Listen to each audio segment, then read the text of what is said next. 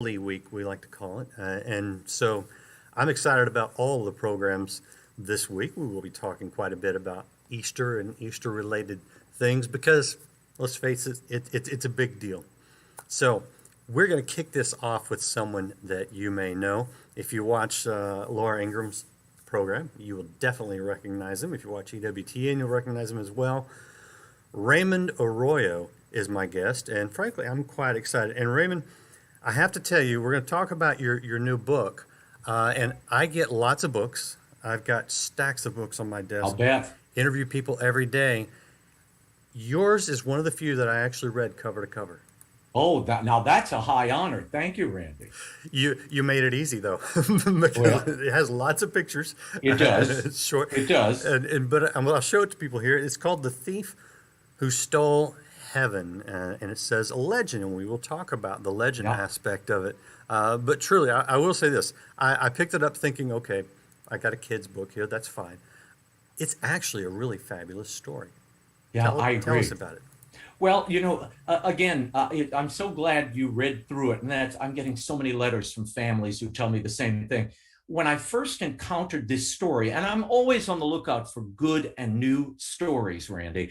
Look, when Jesus spoke to the crowds, he only spoke in parables. He only spoke in stories. So I'm always on the lookout for them, and I consider myself a storyteller no matter what I'm doing.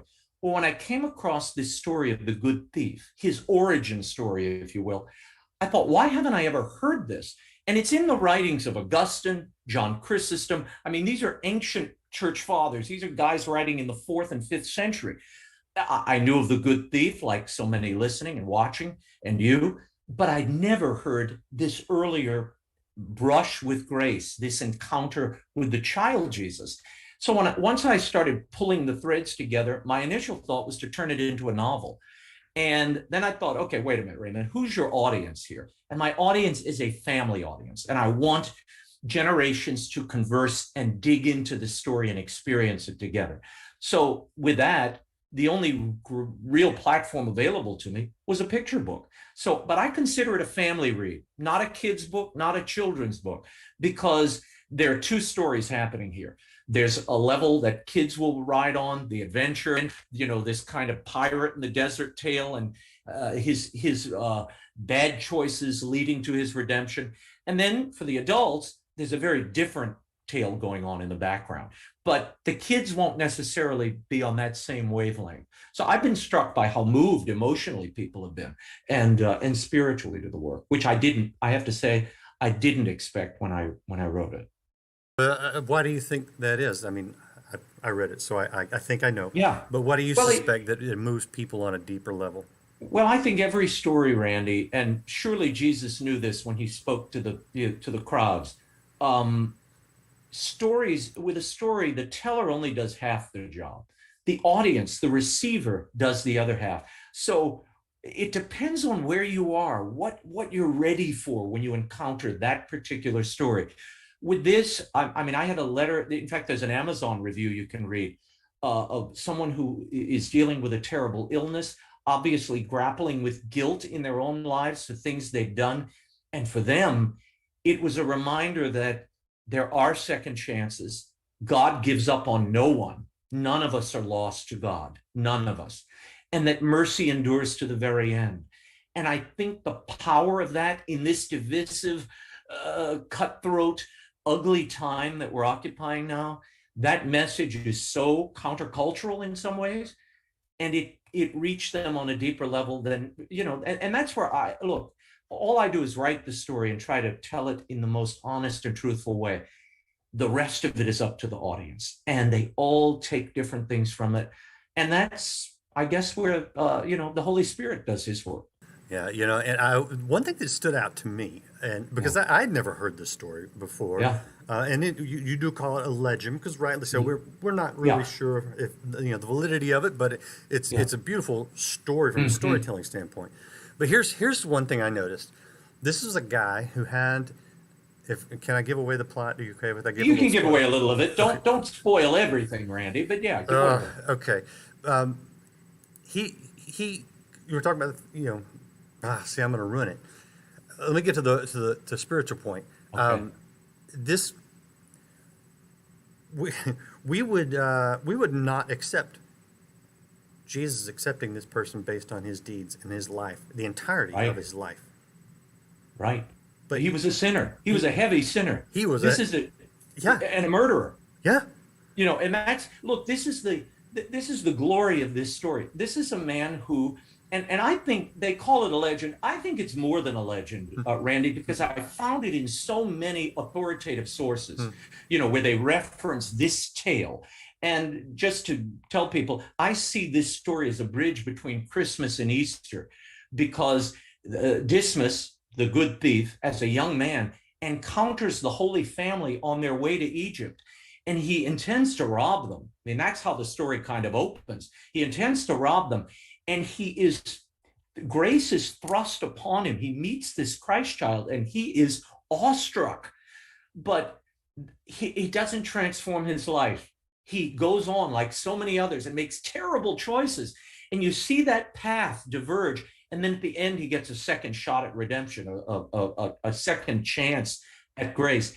So I loved that idea. And look, history tells us, Gregory the Great and others write about that this thief, Dismas, may have killed his own brother. He was surely a killer. The name Dismas translates to death or sunset. So he wasn't, this wasn't a guy who was a petty thief pulling things out of ladies' purses. He was a killer. He's a highway robber. The fact that that is the individual before apostles, before Mary, Jesus' mother, before kings and queens, it is this degenerate thief who Christ opens the gates of heaven for first, because he was willing to confront his sin and beg God for mercy. He is the first guy to enter heaven. And it's the first story of Easter in some ways, Randy. And I thought, why have we lost this tale? And more importantly, why have we lost the opportunity to explore our lives through this tale? So that's what I was hoping to do, really, with this, and by situating it in a picture book. And you do. And by the way, the pictures in The Thief Who Stole Heaven are really beautiful. Your artist there did a fabulous job of bringing it to life. Randy did. It's just a pleasure. But here's the other thing: is this is a theological problem for, I think, a lot of people in the church, frankly, as well as outside the church, who view salvation as works based, earning heaven. If I'm good enough, I'll go to heaven.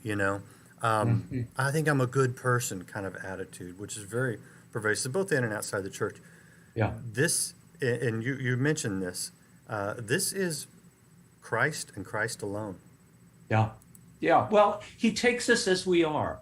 He takes us as we are. And there's you'll notice in the illustrations, Randy, it was something I was very aware of, and it was in a first draft. And what I love about telling stories with pictures, which is what I do in TV, it's what I do when I do, specials or my Fox work or at EWTN. I mean, you're telling stories with pictures. The glance of God was a big theme for me, a big visual that I had in my mind as I encountered this story. So, early on, you see him encountering the baby Jesus and the glance of God, that kind of penetrating but loving glance. And then later, when he's hanging on the cross, he encounters the same glance again. And I loved the idea that none of our actions or who we are internally deep down is lost from the glance of God. It's always there. And that is both consoling and a bit terrifying, but we need that grace. We need that mercy. And more than that, we have to extend that grace and mercy to those around us. That is hard, because you're right. Look, we encounter people like Dismas all the time. People who are living a degenerate life. They do horrible things. They're in prison. They're marginalized, forgotten, and we also turn away from them. And that's not what we're called to do. That I think is one of the strongest points of the book and of the story. Raymond, I have to say that this is not similar to a lot of books that are popular right now on some reading lists. Maybe I Am Jazz or She's My Dad.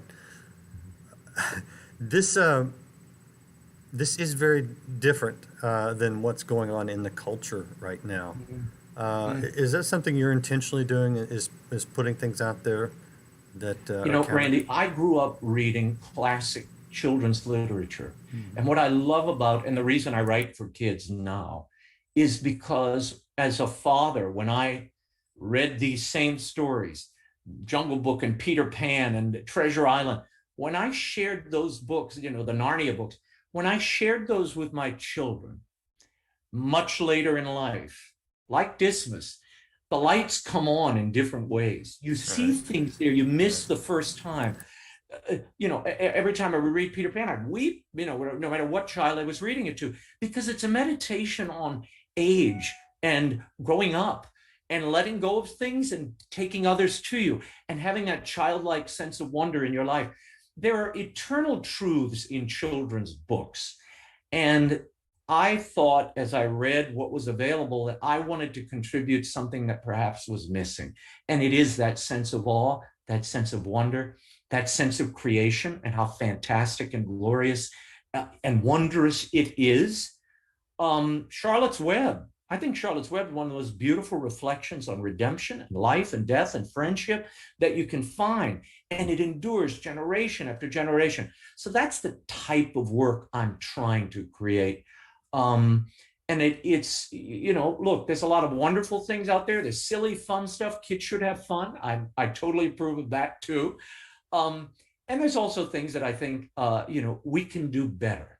We can do a lot better. And there's very few people in the space, I think, who are yearn for that sense of wonder and are rooted in the traditions, I think, that make us who we are.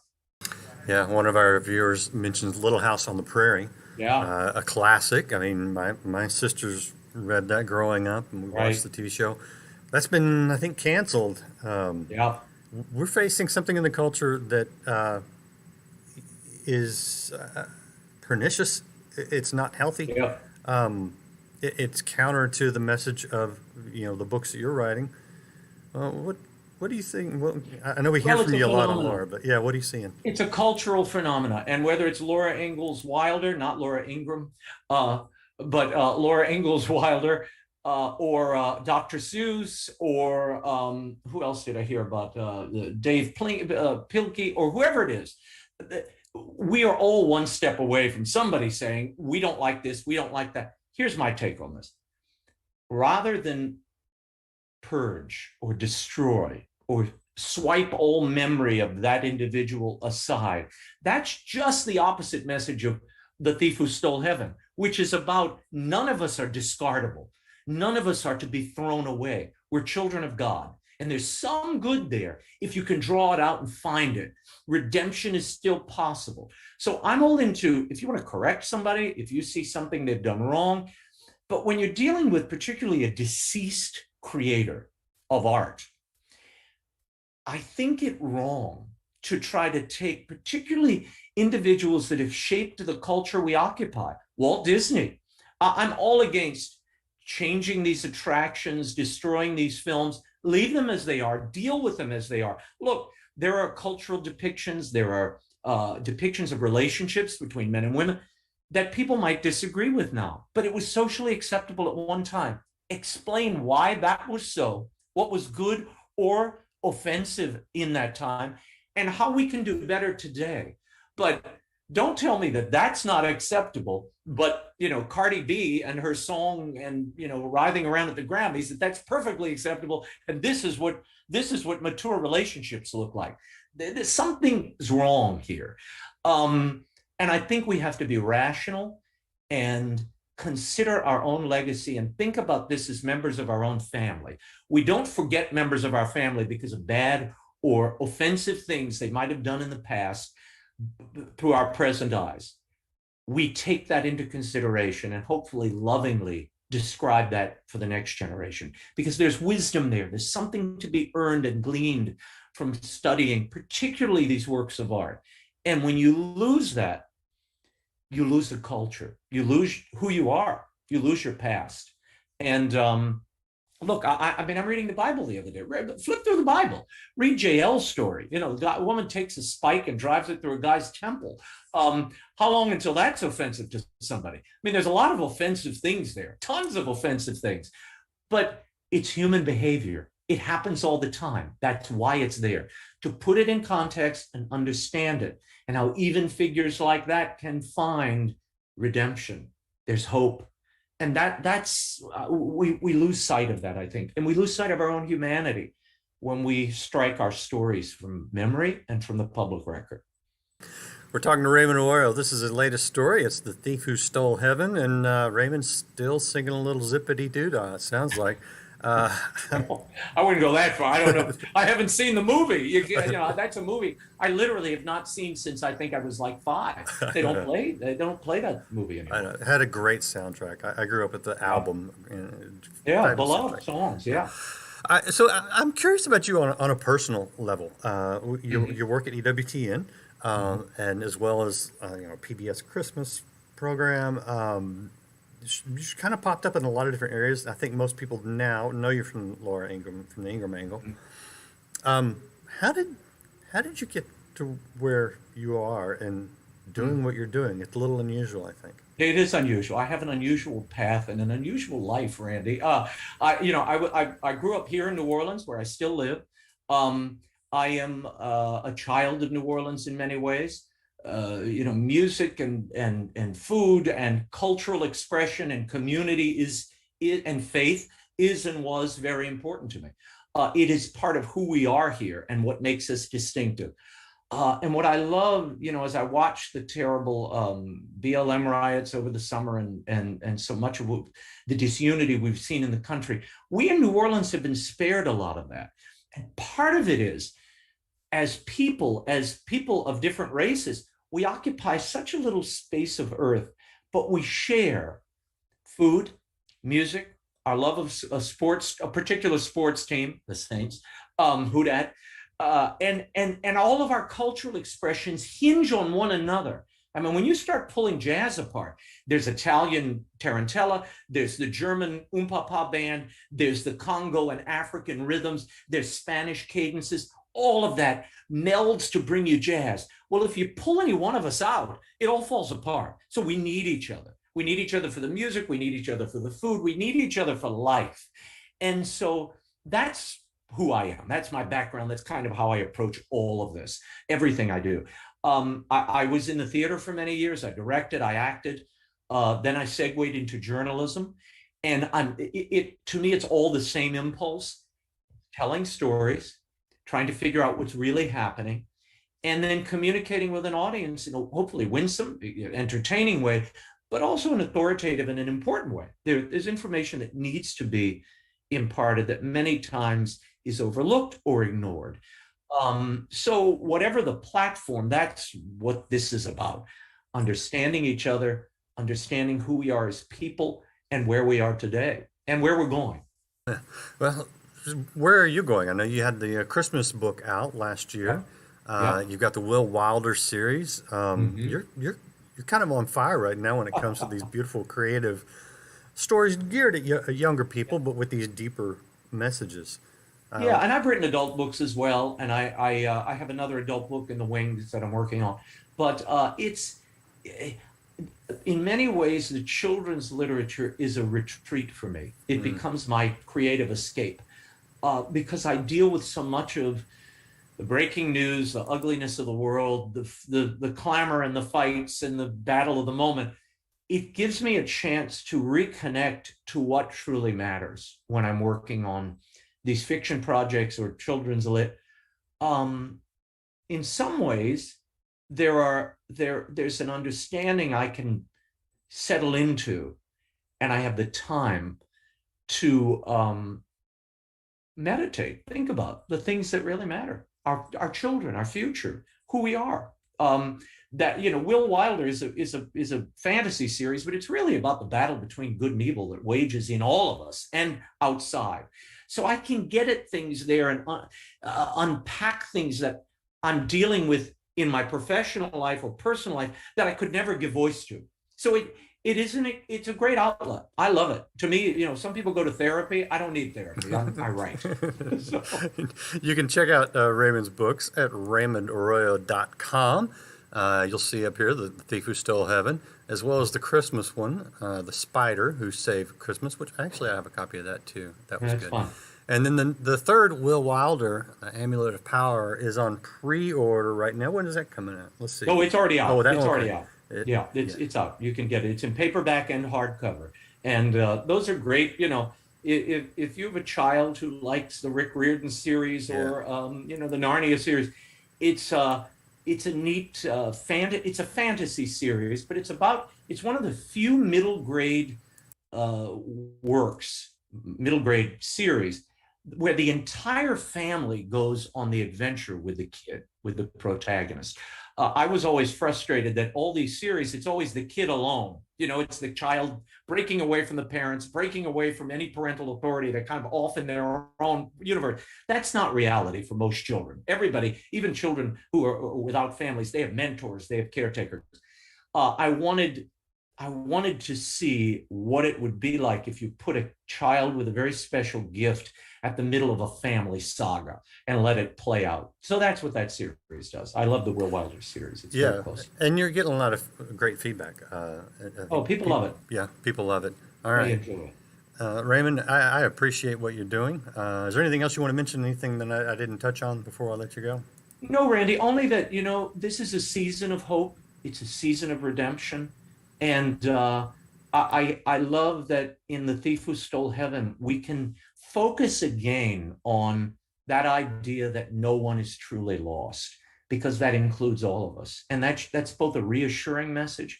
And I think the reason this season exists, and that bridge, as I said, between Christmas and Easter, it's the same spirit. It's that same hope that endures. And sometimes we close the book on these seasons and let them, we put them up on the shelf until next year. No. We should take it with us throughout the remainder of the year and every moment of our lives. That's what this is about. And that's what I hope The Thief Who Stole Heaven reminds people of. I think it definitely does. I highly recommend it. What does Holy Week look like for the Arroyo family down in New Orleans? Well, we have fantastic processions here. There's an old thing that my great-great-grandparents used to do, Randy, where they process to 9 churches on Good Friday. And they stop in and pray at every church. They meditate on the way of the cross, all of those moments Jesus fell, he's condemned, all of the moments of the Passion. That external, again, this is the reason I'm in New Orleans and why I live here, why we moved back from Washington. Because to have a community in a public way express and live out their faith on the street. And look, New Orleans is far from a perfect place. This is we got the sacred and the profane side by side, but that's how life is. So I love that there's an expression of that, and that I can pass that along to my children, something that their great-great-great-grandfathers did in the same places, in those same churches. That's a great gift. And history matters, traditions matter, and we've got to keep them alive. Otherwise, children lose the thread. They don't see their reason for being in that thread of history. So it's a celebration, a mournful one on Holy Week, but Easter's coming. So we're looking forward, and I thank you for giving me the time, Randy. Great being with you. And Raymond, thank you. Sure appreciate what you're doing. Appreciate you guys watching. Appreciate you guys sharing. If you haven't followed or subscribed, please do it now. And we're kicking off Holy Week, so come back. We've got some great guests this week. And there's time still to order Raymond's book, The Thief Who Stole Heaven, and get it, probably. Amazon will deliver it to you pretty quick most places. And read it this weekend, especially if you have younger ones. But it'll mean a lot to all of you guys. So join us again tomorrow. We will see. We've got, like I said, great guests you're really going to enjoy this week right here on Life Today Live. We'll see you next time. This is your hour, angry mob. 11, and the hour of darkness. But enjoy it.